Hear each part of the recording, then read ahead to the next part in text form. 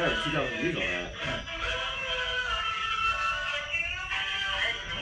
One guy, he's all getting around over there, whether it's Wife's Woody or he's got his Speedy over there, his pickup truck with 200-some thousand miles. Oh, yeah. Actually, with about 250,000 miles that's going around the world in 100.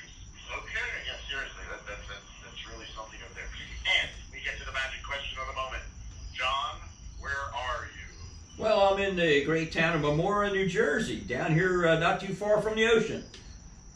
Ah, all right, the smell of the salt air. Yes, yes, and I'm here with Dan Williamson and his unique ride. It's let's say Sly Dan and it's 29. Is that how it goes? Dan, say hello to the folks. Hey everybody. Yeah, all my buddies all my buddies call me Flying Dan for the 29 sedan. So, Ben, did you have a question? Because it seemed like that way when I sent you pictures. Yes, as a matter of fact, I'm looking at the photographs, and I noticed that there was something a bit out of the ordinary on the back of the vehicle. Oh yeah. And I'm showing Bill right now, and I'm trying to rule out what it is. Now, obviously, it does not make coffee. yeah. So we've definitely established the fact that it doesn't make coffee, and then there's this like hoop with a net on. It looks like a net from the photo that I have here. So with that, Dan, I gotta ask you, with all sincerity, what is it? Well, you know what? When I first saw it, Ben, this is John here, and I thought, well, maybe this was, an auxiliary motor. In case the, the motor broke down up front here, we could push it with this prop-driven, for our listeners. It's a prop on the back of it. So I said, well, maybe it's air, prop-driven 29 Ford sedan delivery. But go ahead, Ben. I'll let you tell them what it's all about, Dan. Yeah, it's my paramotor that I put on the back. I don't know if you've ever heard of anything like that. Yeah. I'm not 100% sure on that one. Fill us in, please. Yeah, so I'm like under the classification of ultralights. Have you ever heard of ultralights in the air? Yeah. Oh, yes. Yeah, they're like personal aircrafts. Mine is one that I get to strap on my back and fly basically like a parachute above me. I'm with you. Yes. I know what it is now. Yes, it's super amazing, ton of fun, and to me, it's been nothing but life-changing. Wow. So, Dan, how did you get into that? Yeah. I was hanging out at a buddy's house, and we saw someone drive by. We saw it in their truck. We couldn't figure out what it was, and I spent all night trying to figure it out. I couldn't sleep, and you're going through your videos, right? Yeah, right. And then YouTube or whatever. And then I was smart enough to type in backpack fan, and then boom! First thing that came up was paramotoring, and then I clicked on the link, and the first thing I read was no license required, and I was hooked. And I couldn't stop looking for it, and then I found the setup in Virginia. I went over there with my stepbrother. We went and bought it, and yeah, I came home. I tried doing it myself. I couldn't do it, and then luckily I found people that fly the beach here. Right here. And I got trained right on the beach, 5 minutes from here. Wow. Yeah. Now, what was that? Who was that?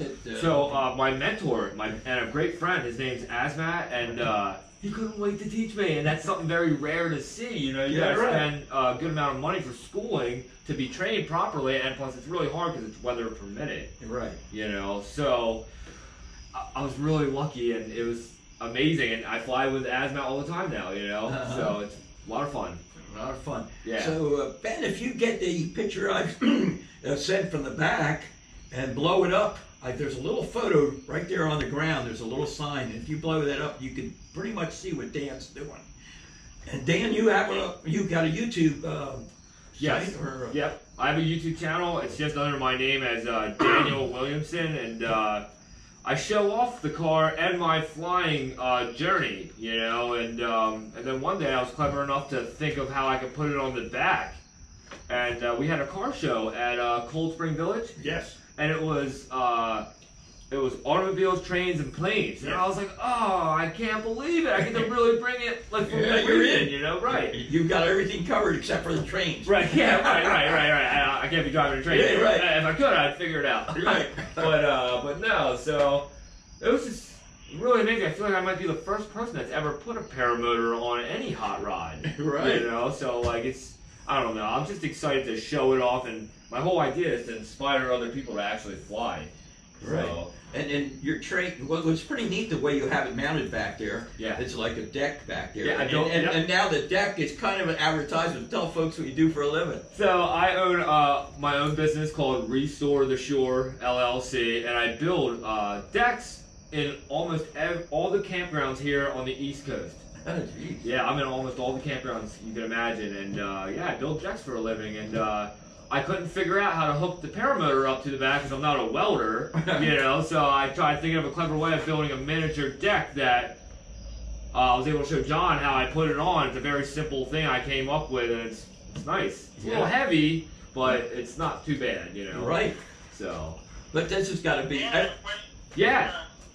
What's the highest altitude you can go with that? So, people I've watched online, they have gone up to like as high as 17,000 feet. Whoa. Right. So, but right. So the scary thing is, You got a jet plane coming by. Right. Exactly. You got real traffic that high, and plus Right. you can lose oxygen above 10,000 feet. You get hypoxia in the air and just pass out. So, Right. my goal is to never fly anything higher than 5,000 feet. There's no need for it. You know, Right.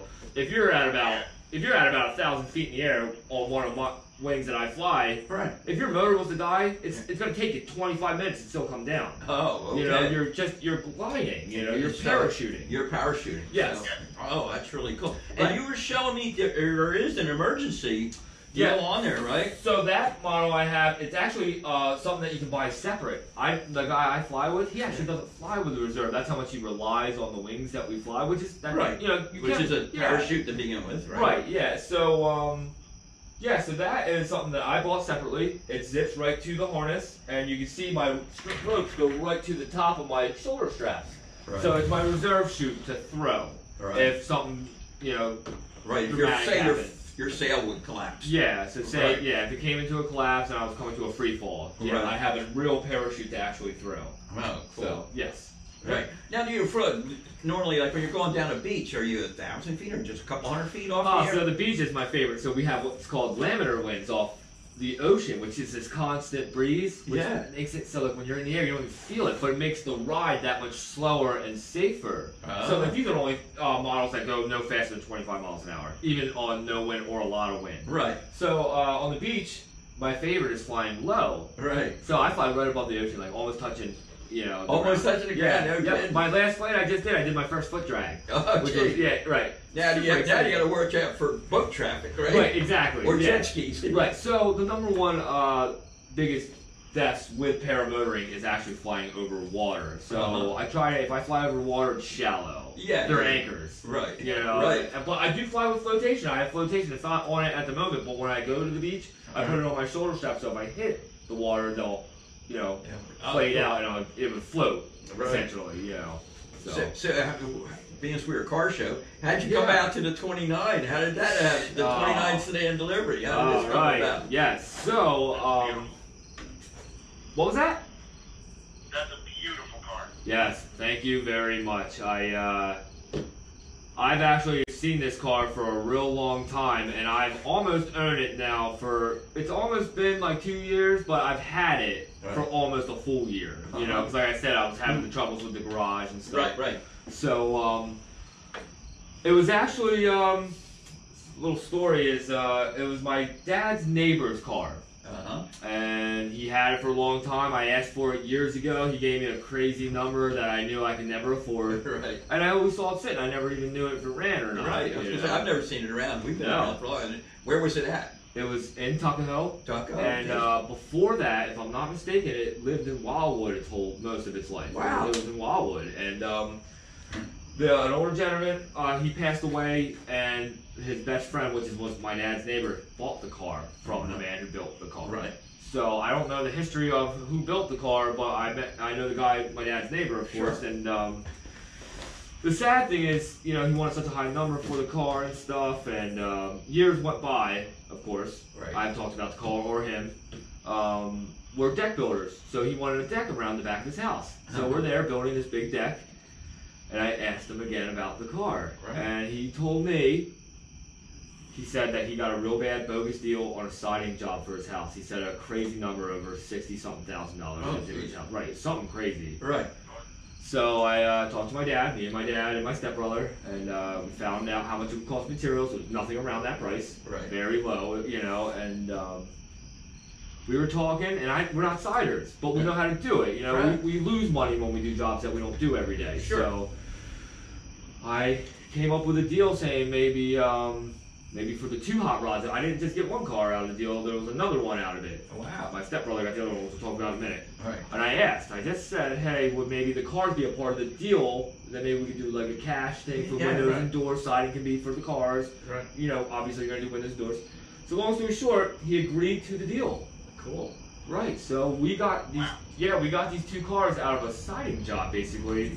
It was really amazing. It was something that we didn't think was going to work out, because we told him we can only do the job 1 day a week. Yeah, sure. On a Saturday. You know, you can't take away from our regular job, because it wasn't going to be a paying job, really, Right. you know? Sure. So, and it took us a full year to do it. So that's where the whole 2 years came from. Right. You know, too, as well. So, Right. But yeah, so we got the car potentially from a siding deal job. That's cool. Right. So there was 2 cars, you said, right? Yes, there's 2 Yeah. cars, so it wasn't just my car, and there was instruments too a part of the deal. Because my dad's big into music, so he didn't get a car; he got guitar stuff, you know. Oh, cool. And my stepbrother, he got a 1959 Ford Anglia that's named Cherry Bomb on the side. Oh, yes. He was with me in Cape May Courthouse this weekend. Yeah, you saw him. You're Yes, right. Yeah, that was yes. my stepbrother. So we got the cars together at the same time. We did the deal together, and it was amazing. So the Cherry Bomb was their baby. I know it, because we saw that car out many times over the years. Yeah, that was. But we yeah. never saw this sedan delivery out. Right, because He kept this hidden. well, he had issues with it. How about that? So the issues were the battery terminals were backwards on the car. Oh, no. So come to find out, I've read that Model A's were backwards current Right. back in the original days when it was Right, 6 sure. volt. Yeah, they were. Chevy 350 in there. Yeah. So the terminals were backwards. The car would start, but nothing else would work. It wouldn't shift right. None of the gauges worked. Man, I couldn't believe it. I swapped the wires around when I saw that they were backwards. I blew a couple fuses because the alternator was hooked up backwards, of course, in the starter. Right. But after I switched those fuses, it's been a turnkey ever since. How about that?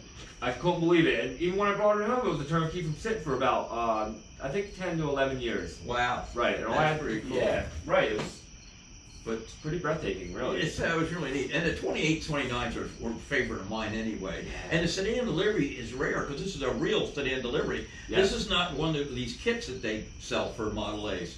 So it's a pretty rare car, and it's an all-steel car. Yes. And so that makes it rare. Yes. You know, it's got the big headlights, so it's Oh, good yeah. to really looks right. It's got the right. Yes. Yeah, that looks good on those cars. Those large stock headlights. Yeah, I Yeah. put the commercial headlights on my 29, Yeah. both of my 29s, and especially the Roadster, closed cab pickup that we had, and so it's a unique ride. Yes. And then it's just like when you pulled into the campground show where we were at a few weeks. When they see the motor on the back, Yeah. it just blows people's mind, you know. Oh, yeah. And it was funny when you went by us the first time. Yeah. The guy asked me, and I said, "Well, it must be an auxiliary motor, just in case the the V8 Right. honks out on him." Oh, yeah. Oh, And yeah. you won't believe the guy believed us, right? Right. Oh, of course. Of course. Oh, man. You should see the comments I get. Is that your steam motor on the back? You know? 'Cause no one knows what it is, Right. you know? Right.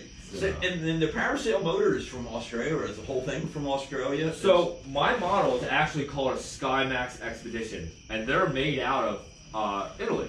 Oh, Italy. Yes. And then I'm sorry, and then my motor is made from Australia. Oh, okay. Yes. That's where the Australian connection Yes, yes. So Okay. that's an EOS 100 booster. It's about a 21 horsepower So, motor. so it's an air-powered Lamborghini. Yeah, that model that's a more high. That's a very pro model. It's very light. It's designed for acro in the air, like flips and stuff. Which I'm nowhere near that stage yet. I don't want to do that. Yeah, just cruising up and down the beach. That's gotta be cool. Yeah, that's gotta the looks you must get from people along the beach gotta be really neat. As soon as I come down and land, it's always a big crowd. Everybody wants to know what it is. They want to do it. You know, it's amazing. You know, that's really cool. Yeah, and it's neat that you got a neat car to haul it around on too, because that gets enough attention, doesn't it? Oh, I feel like a celebrity when I drive it, especially when I'm on the islands here. Oh, I get stopped everywhere I go. You know, it's something.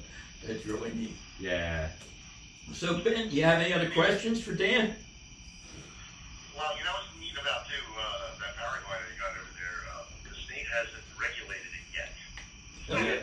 No. Well, in all 50 states, you're allowed to do it, and I'm even allowed to fly at some of our little airports. Woodbine Airport, Ocean City Airport, you know. Right. And you know, they don't really want you going near the commercial airports, but you're allowed to fly at a certain height to be always fine. But really, the whole point of paramotoring is to be able to go to a soccer field or the beach, do about a 20-minute to an hour flight. It's like the standard. That was going to ask you. Your next question was, what's your limit? You know, time-wise, I guess it would depend on the RPMs you had to run. But what do you average? My average flight time has been about just over an hour.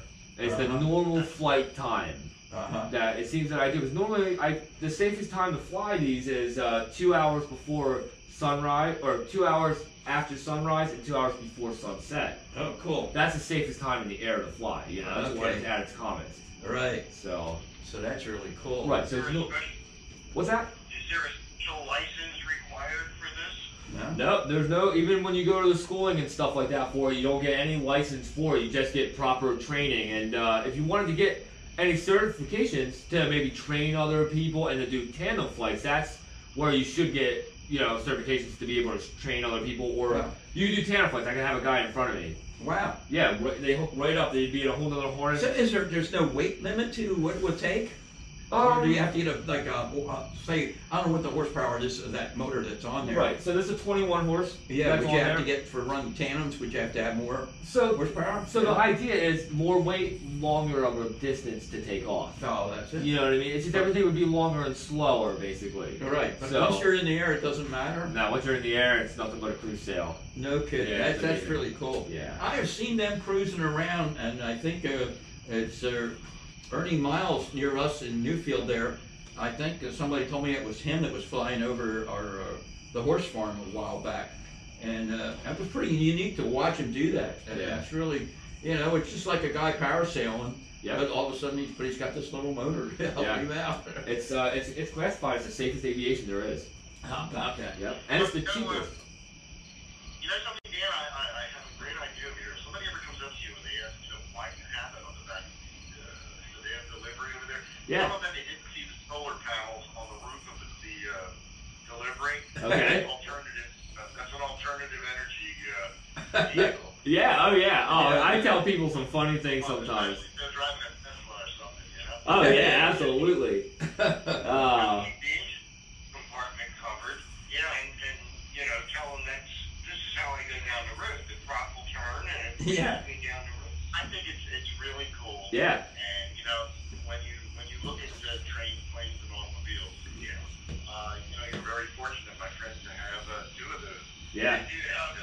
I need to ask John if he's coming home this way.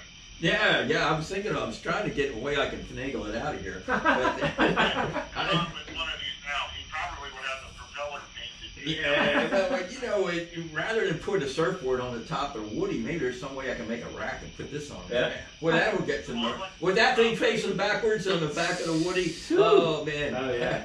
I know my wife's at home shaking her head. You're not putting that on my car. Oh my God. All right, put it back a Speedy. Yeah, Norm has a question. Yes. My friend and I, every year we go to South Ocean City around 44th. Yeah. You know, July every year is vacation. Yep. 4 weeks. And well, for me, it's not really vacation because I come back and do this and my other thing, but it's still like paradise down there. Oh yeah. Did you parasail anytime in July? Yeah. Yeah. In Atlantic Ocean, in Ocean City? Yeah, that's where I do most of my flying at. I saw about 2 or 3 parasails during the course of the month. Okay. Maybe I saw you. Yeah, I fly a red and orange and purple style wing, and my friends all fly a blue and red style wing, you know. So It's so many colors, you know. So you guys out there, 3 of you flying together, or normally, or So- just you yourself? Yeah, I'm in Marmora, and I haven't flown more than just 2 of us so far yet together. It's Yeah. been- right. I think I'm the same too. Yeah, you probably have.